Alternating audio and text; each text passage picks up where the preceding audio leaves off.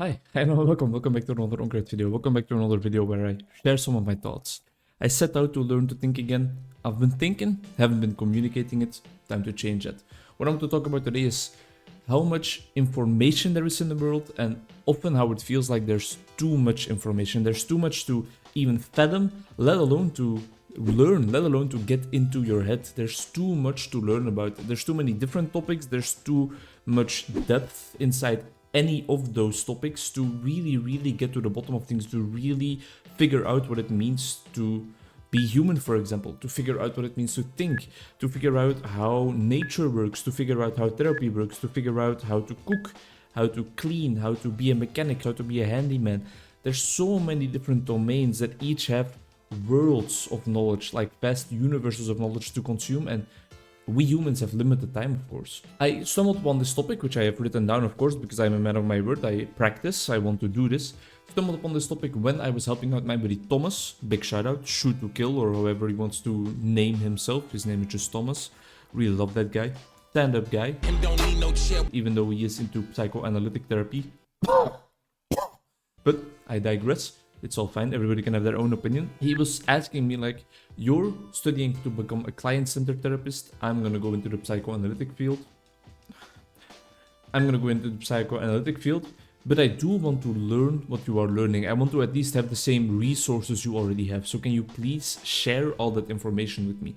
And that's when I was copying all of the files that I have already, all of the PowerPoints, all of the notes I took myself, all of the text, into a Google Drive document, or into a Google Drive map rather, to share with him, to send to him. And I realized this is so much fucking stuff.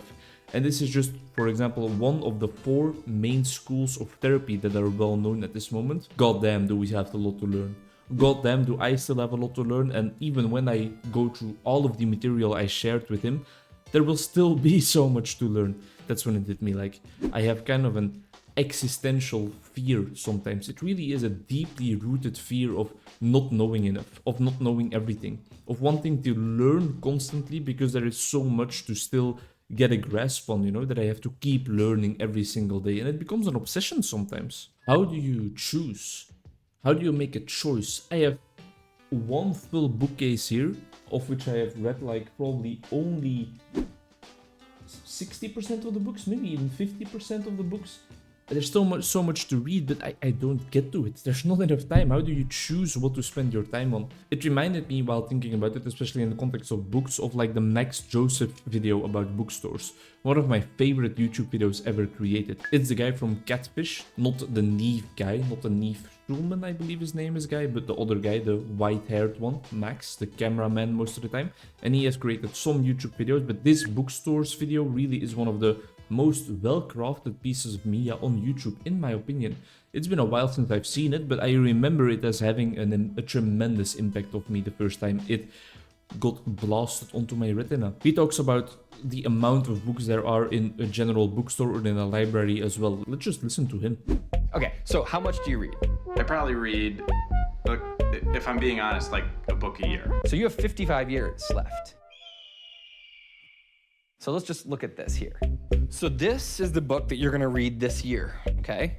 And this is the book you're gonna read next year. And this is the book that you might not finish because you're gonna die while reading this book here, okay? This shelf here, up here, is about 55 books. This is all the books you're ever gonna read again. This is it. You're awake about 16 hours a day. That's 32 half hours a day. It's kind of a lot, 32 half hours, right? Currently, at 1.64 minutes a day, this is what Max allows to reading now. But if you allotted one of these of every day to reading, you will become a major reader who will read 1,000 books instead of 55. Wait a minute. To read 945 more books before I die, all I need to do is read 30 minutes a day? It kind of got this concept into my head of information intimidation. Rolls of the tongue nicely. Information intimidation. And it's about how the vast scale of information that we humans have amassed over the years and are still creating on a daily basis. There is terabytes of content being uploaded to every place of the internet every single day. Some of it is complete bullshit, some of it is useful information. It's intimidating. It's intimidating how much information is out there and is being added on still. And it kind of got me thinking, there's probably other forms of information intimidation out there in the world, like for example the book burnings that have happened throughout history. In the Second World War, for example, all the books written by Jews that just got thrown onto a massive fire pile, that's also a form of information intimidation, but separate from what I'm talking about right now. And this is where something interesting came up in my thought process. You will see it on screen right now. I had a thought and I later came back to correct it. And that was mind-blowing to me. That was really like a signal that this practice that I'm trying to get into more is already paying dividends. How do I cope with this existential fear of having too much knowledge? I read, I learn, and I consume. I try to scrape together every single book that I can. I try to make every minute count. I try to really learn, pump everything into my brain. And then I realized afterwards, probably a couple of days later, no, hell no. Reread, relearn, reconsume. Think about the value of reading 10 books quickly versus really understanding one book. Sure, that still makes it hard to make the right choice, but if you do make a choice, if you do go for one source, make sure you really utilize that source to the fullest. Don't overload your brain with new information. Take a piece out of the puzzle, take a little piece out of it and focus on that. Focus on that continually. Be mild towards yourself. Don't race the ever-growing amount of information because you will never win that race. You don't even stand a chance. No, be mild towards yourself. And additionally, if you are focused on a certain amount of books that you want to really understand, quit a book that you're reading if you don't feel like it's doing it for you, if you don't feel like you're getting out of it what you need. This is a tip that I have heard before and a life lesson that I have heard from readers, from avid readers. If you don't like a book, quit reading it. Don't feel like you have to finish it because you started it already. Don't get into that sunk cost fallacy. There's only so much time and there's so many books. Make sure you spend that time wisely. And enjoy your victories. Enjoy the victories that you have already and enjoy the new victories on your path. Every book, every chapter, every line, every goddamn character in that book is a victory. You're doing great, sweetheart. Keep it up. You're learning. You're getting inspired. You're maybe inspiring others by sharing information. At least that's what I hope to do. But judging by the feedback on this previous video and this kind of concept, people got inspired. And that's beautiful. Really heartwarming to me. Celebrate those victories. Be proud of what you achieved. It got me thinking, people that don't like to read, are they completely free of this fear?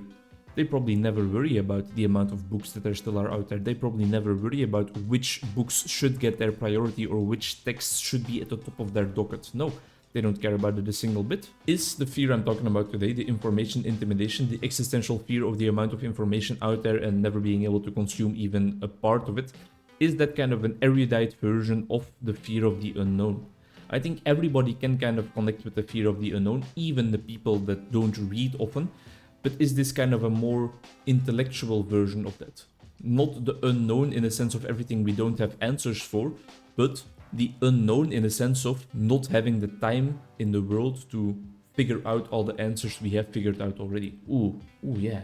Ooh, something just snapped like, that's a nice thought, buddy. I'm so hyped about this. Okay.